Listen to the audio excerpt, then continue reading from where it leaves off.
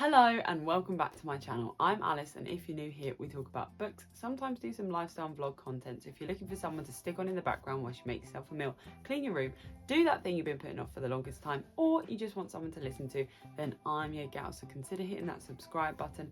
Come on in, join the family. It is free and you can unsubscribe at any time. And if you're a returning viewer, thank you so much for your continued support. So today we're going to talk about, we're back, baby!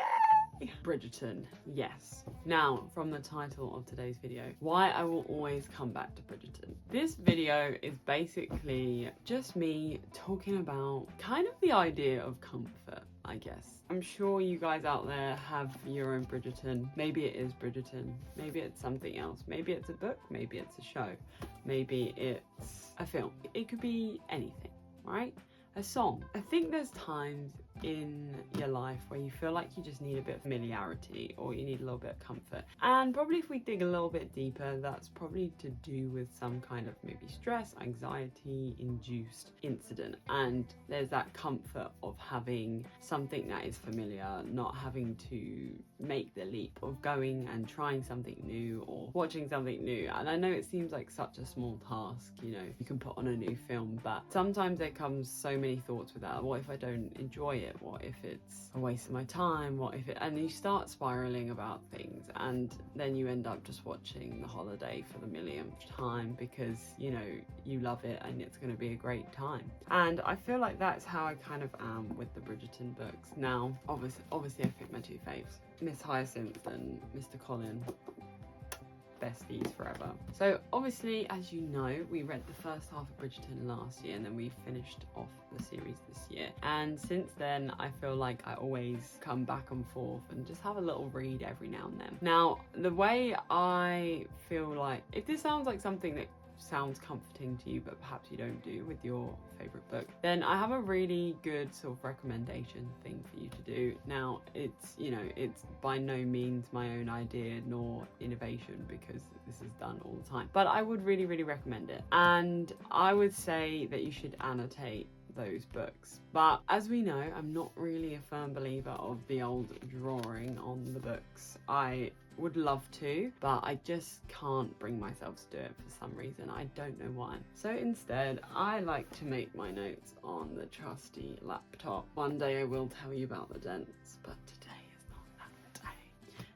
So I literally just go into my notes app. You can literally do it on whatever, if you use something like Notion or just a generic Apple Notes, or if they have a Notepad on Windows, or even a Word document. Do you know what I mean? Whatever works, Google Docs, you'll find something. And I literally just write the name of the book, and then as I'm reading it, I write pages, like page numbers, and then I'll either put like a little commentary thing, or I'll put like a spice scene, or I'll say liked the tension here, or stomach drop, or whatever.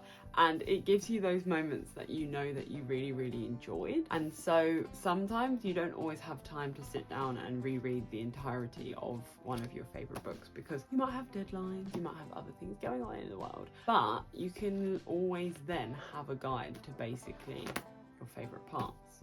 So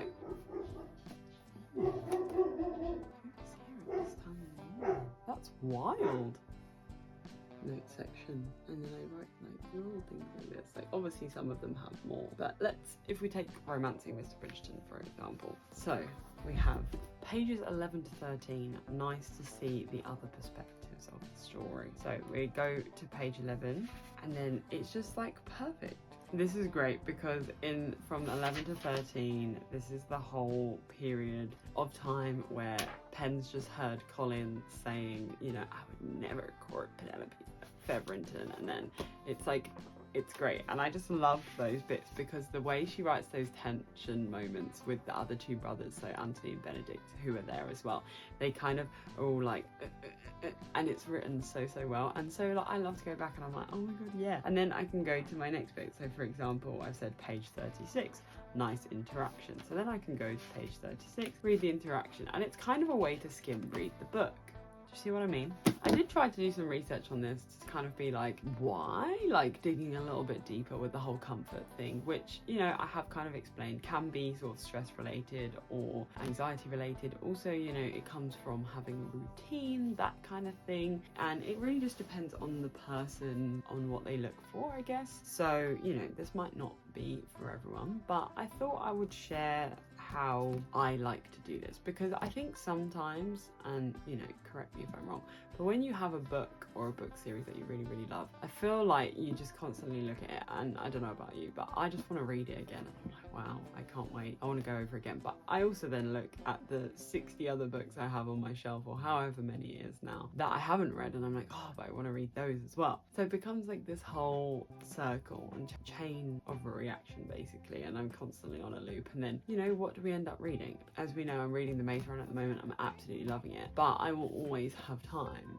for this book. Do you know what I mean? But if I were to sit and read this book consistently, that's going to take me a considerable few, that's going to take me some hours, okay? Maybe hours that I don't have. So this way of finding it and having the annotations down means that I can skim read it in a way that's most effective for me, because it's the things I liked the most, the things I like to read about. So it really creates a nice way to skim the books basically. I would really enjoy it. Let me know if you do this in the comments down below, or if that's something you'd be interested in. Maybe this is kind of a random video. I am very aware I have got some reviews coming up soon. I'm very excited. We're going to have obviously the Return of the King and The Maze Runner, and hopefully we'll also have a non-fiction book soon too. So, you know, December started, guys. We've got to get reading our December TBR. The Maze Runner is going strong, which is great. Sorry, my mother is literally causing a ruckus. Obviously, sometimes as well,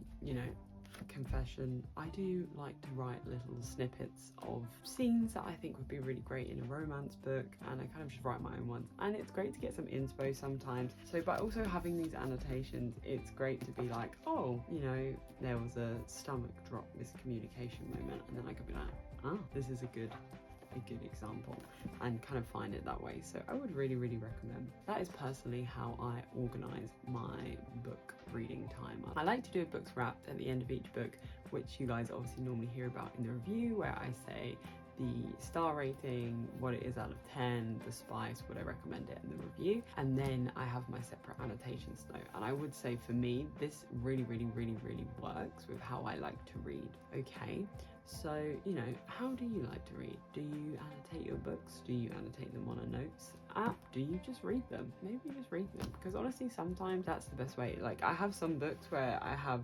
literally barely any annotations. Like when I read You, I think I had like 2 annotations. So it really just depends on the book. But normally with the Bridgerton ones, we have, I just love Julia Quinn. I do. I really like the way she writes. I feel like nowadays, some of the books, it's really hard to get a certain caliber of writing. Do you know what I mean? And I just feel like Julia Quinn's she just freaking smashes it, doesn't she? She absolutely smashes it out of the park. We love it. Honestly, what was this video about?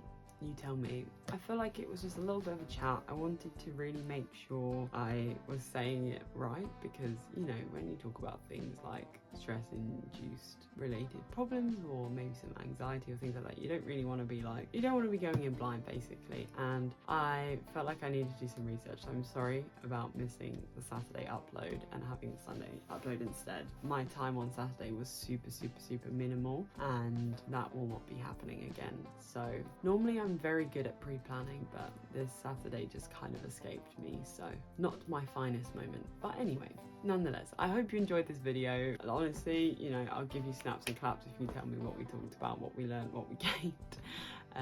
But don't you worry, I'll be back soon with some more exciting videos, and you know, I'm excited to see you guys as well. Alright, let's get in the winter spirit. Thank you so much for watching this video. Don't forget to give it a big thumbs up, smash that like button, and don't forget to subscribe. Have you subscribed? Thank you very much, and as always, until the next one, I'll see you then. Bye. You just see my spot on my nose. Sorry about that.